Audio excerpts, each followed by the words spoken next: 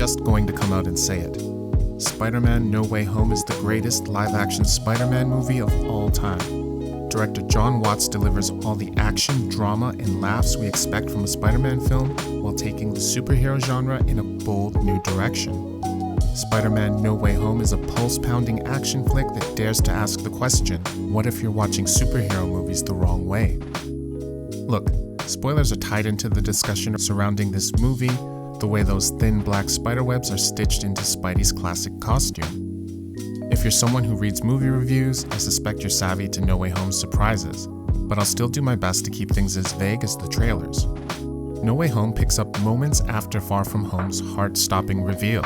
Defeated and knocking on death's door, Mysterio reveals Spider-Man's secret identity while framing Peter Parker for his murder. And faster than you can say TikTok, the world shows up at Peter's doorstep looking for answers.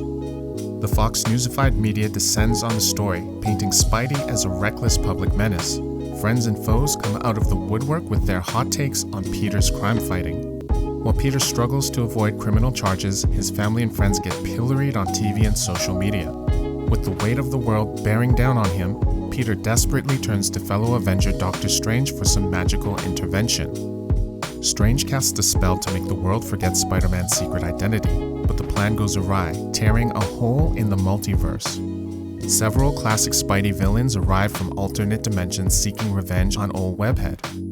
It's up to Spider-Man and his amazing friends to stop this rogues gallery before they destroy everything Peter holds dear. Tom Holland's Peter Parker is now the heart and soul of the MCU. He became a fan favorite the moment he web-slinged his way into Captain America Civil War. And as a fan of Marvel's Spider-Man movies, I'll be the first to admit the MCU did a poor job making this Peter Parker feel like his comic book counterpart until No Way Home. Since his first appearance in Amazing Fantasy back in 1962, Peter Parker has always been a lovable loser. In his best comic runs, Spider-Man might win the battle, but Peter Parker, the kid in the costume, always feels like he's losing the war. Sam Raimi's Spider-Man movies did an excellent job of recreating this dichotomy, but it always felt like the MCU's writers were pulling their punches, concerned with upsetting fans with an authentic Spider-Man story. MCU Peter has his share of problems, sure, but he's still an aberration in the Spider-Man canon. His troubles feel minor compared to what the character has dealt with in comics, movies, and video games. Holland's Peter is a devilishly handsome young man who dates the girl of his dreams in Homecoming and Far From Home. This version of Peter has a father figure in Tony Stark who offers guidance early in his crime-fighting career, while also hooking him up with Iron Man tech. The MCU's Peter is also an Avenger, which is like being in the Beatles of superhero teams. Traditionally, young Peter should be crossing paths with people like Luke Cage and the Kingpin. This time out, Marvel finally embraced Peter's sad sack quality. No Way Home forces Peter to pay the price for being a hero, and it's a better film for it. Seeing Peter struggle and fail only makes us love him more as he perseveres. Understanding what he's willing to sacrifice to save others makes his actions feel more heroic than ever. What sets No Way Home apart from other Spider-Man flicks is its epic sense of stakes. There aren't any celestial beings or infinity stones in this story, but Peter's emotional journey couldn't be more harrowing. Too often, we judge a film's stakes by who lives and dies, which is a reductive way to experience a story. In Avengers Infinity War, people argued that Snap didn't mean anything because the lost heroes would eventually come back to life in Avengers Endgame. Who lives and dies is less important than what drives characters to change. People may have endured the snap, but consider how this catastrophe changed the survivors.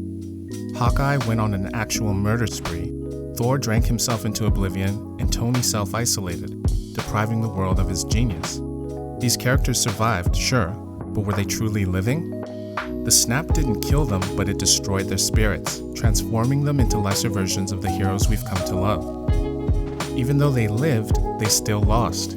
Those are game-changing stakes. No Way Home puts Peter in a series of no-win situations where the physical and emotional stakes make for some explosive drama. But what takes the story to the next level is what it has to say about comic book films and what it means to be a hero. No Way Home interrogates black and white notions of good and evil and ponders what transforms people into villains. The film also asks viewers to consider why they enjoy seeing mentally unstable people get punished. We cheer on Batman as he beats up drug addicts and thieves in Gotham's poorest neighborhoods, but we would lose our minds if we saw camera phone footage of a cop pummeling a suspect. Why do we give people a pass if they wear tights and a mask? But here's an even more distressing question. Why has it taken us so long to ask ourselves this question? You might think I'm being ultra woke, chastising something as innocuous as superhero flicks. However, think about how long it took people to take issue with Western's dehumanizing depictions of Native Americans. At what point did society notice white savior movies are problematic? Consider how films like The Dark Knight, Silence of the Lambs, and Halloween weaponize mental illness to instill fear in viewers. These films reinforced harmful stereotypes for decades, and we're only starting to reckon with this trope. Spider-Man No Way Home is a top-tier MCU film that's in the conversation with Into the Spider-Verse for Best Spider-Man Movie. No Way Home beautifully captures the essence of the character while serving up mind-melting action and wrenching emotional beats. I want to write a 2,000-word essay discussing the story's intriguing themes. I could go on and on about the psychedelic Doctor Strange chase sequence that is better than any set piece in Doctor Strange's own movie. No Way Home delivers everything you want from a Marvel epic and then some. It's cheekily self-aware, unapologetically heartfelt, and thrilling from start to finish. Holland's Spider-Man puts the hero in superhero movie, setting a bold new precedent for comic book films from here on out.